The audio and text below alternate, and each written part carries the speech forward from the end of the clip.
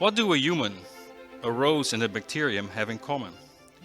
They are living organisms, and each of these organisms, along with everything else that is alive on Earth, is either a single living cell like a bacterium, or can be up to 100 trillion cells working together as a fine-tuned ensemble like an average human being.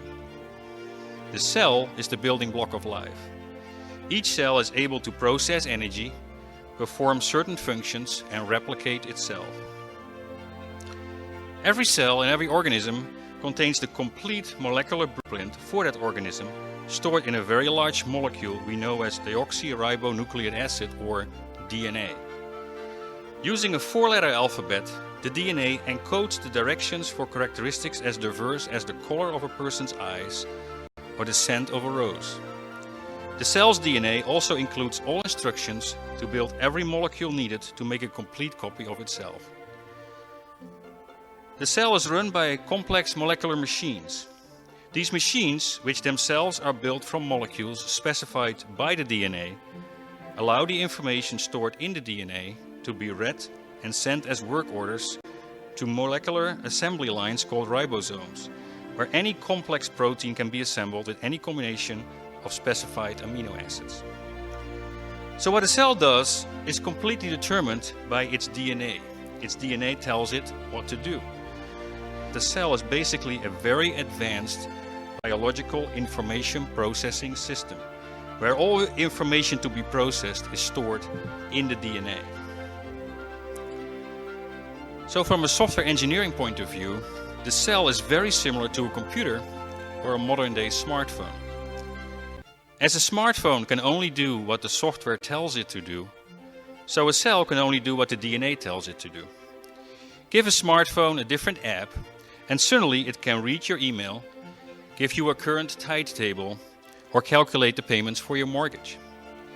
Give DNA different information, and the organism will be able to support the growth of legs or wings, or be able to live underwater. In the words of Bill Gates, and I quote, "DNA is like a computer program, but far, far more advanced than any software ever created." Molecular biologists agree that even the absolute simplest living cell has about 500 different complex molecules it needs to be able to build.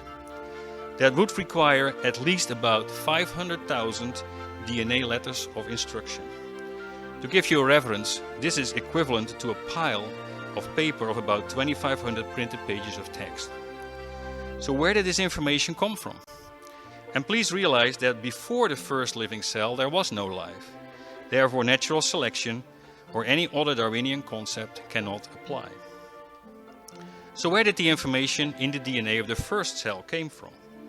Well, we actually know quite a lot about information. We use it all the time in our daily lives. The words on my slides here are information. They make sense to you because they follow the commonly agreed conventions of the English alphabet, and the order of the letters and the words are deliberately chosen to convey a message. Similarly, we see information used in radio and TV broadcasts, the internet, phone calls, Morse codes, ASCII codes used with computers, and so on. The common factor between all these examples of information is that it always comes from an intelligent source. This is our common and repeated experience. This is such a well-accepted concept that it even forms the basis for scientific endeavors like SETI, the search for extraterrestrial intelligence, where astronomers use massive radio telescopes to listen to regions in space from where they hope to receive radio signals that carry more than just random noise.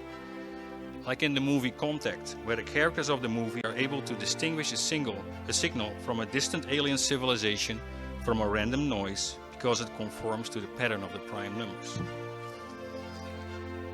So it stands undisputed and well supported that all information comes from an intelligent source.